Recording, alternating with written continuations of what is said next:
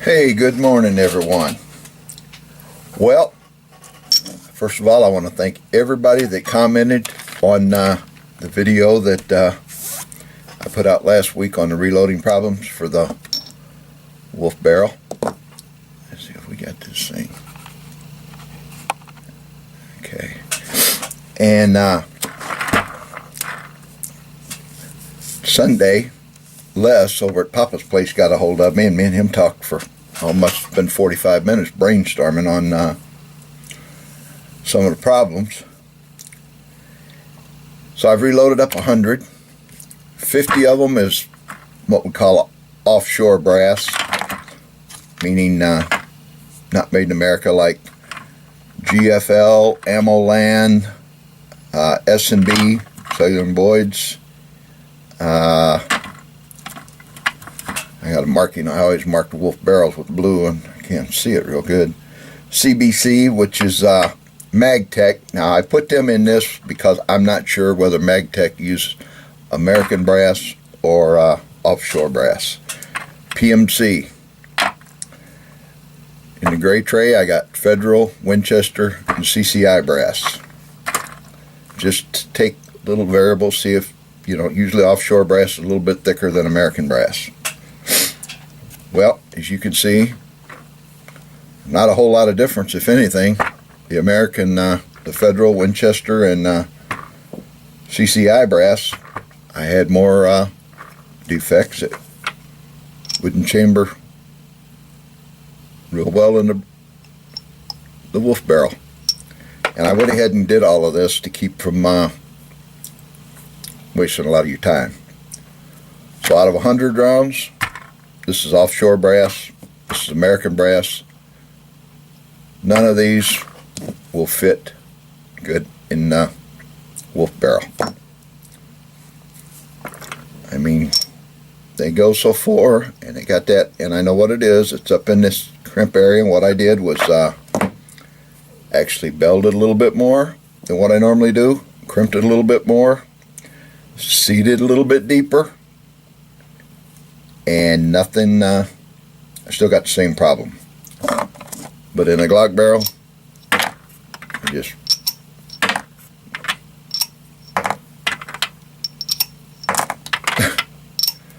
and we all know that Glock has got a sloppier bore than other barrel makers. But they work in my shield also. So I'm going to contact Wolf and see if I can send this in, see if they can check that chamber, see if there's something in there that may be causing it, which I don't think it is. I've even thought of my press, because the old girl is 41 years old. I can't believe somebody mentioned the dies. I guess it could be the dies, but I don't really think it's the dies, because seems like it would be all of them. So what I did was this shell holder is seated all the way on, or the die is seated all the way on the bottom. Let me raise this camera up a little bit for you. If I put a piece of paper in there, so I know that that die is seated on top of the shell holder. But when I take it all the way to the top of the stroke, I know it's on the shell holder. I've actually got some play in this shaft at the top of it. Whether that's got anything to do with it or not, I don't know. I contacted RCBS about it, and they said, yeah, normal little play is normal. So what they're going to do is send me out some new pivot pins for the toggle area and the shaft where it goes in, press hooks up to it. So they're going to send me out some new pins. So we're going to try that.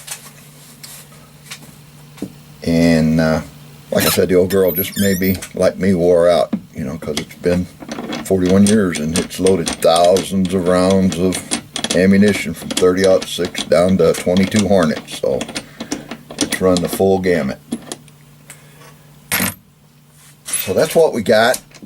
So basically what I'm going to do until this problem's ironed out, we'll be using the Glock factory barrel. We're just going to put this thing in. Like I said, I'm going to get a hold of Wolf, see if I can send it in. And this is supposedly one of their newer barrels because of the way the wolf is. It's on the side instead of on the top, where the older type barrels used to be. So it may be just really a tight chamber in it. And if it is, if I can't use reloads in it, I'm not going to worry about it. But I know, is your 6 covered? And C-Max just did an excellent video on the Lyman chamber gauge. So I'm going to order one of them. That way, if it goes in that, it'll go into, supposedly, if it goes into that, it'll go into any bore. That way I won't be doing bore testing. I'll just drop them in that, pitch them aside. Ones that I pitch aside, of course, I'll try them in the Glock factory barrel. If they work, then I'll use them. If not, we'll have to pull the bullets and use the bullets and go from there. I just want to give you a little update, and like I said, I appreciate all of you that had an input on it. Les over at Papa's Place, appreciate the phone call, and right now we're back at square one, so I'll contact Wolf, see if I can send the barrel back, get the new pins for the press, see if that tightens it up a little bit. Maybe the old girls just wore out. I don't know. But I went through and all these cases chambered in the Wolf barrel before loading. And it seems to be in that little area right up in here. It's like a little bulge there for whatever reason. So, I mean, that doesn't have a bulge at all on it. And I'm an inch close. And I could probably tap it down and get it in, but it shouldn't be like that. So we're just going to, excuse me, I've went through all my brass or everything I've got loaded up. I think I got 150 rounds of Wolf barrel. It's loaded up.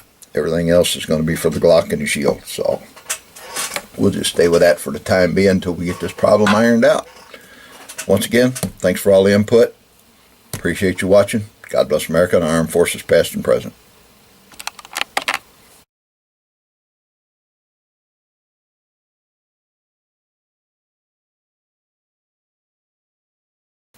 Anybody, I just got to thinking, if you'd like to do a little experiment, let me know.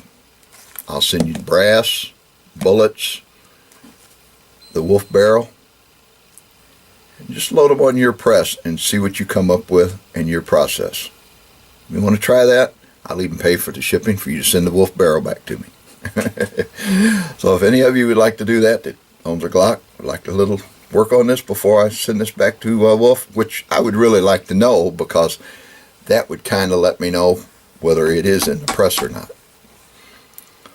Any of you want to do that are sub to me, that reload, C-Max, TR, any of you want to do that, PM me, let me know. Thanks a lot.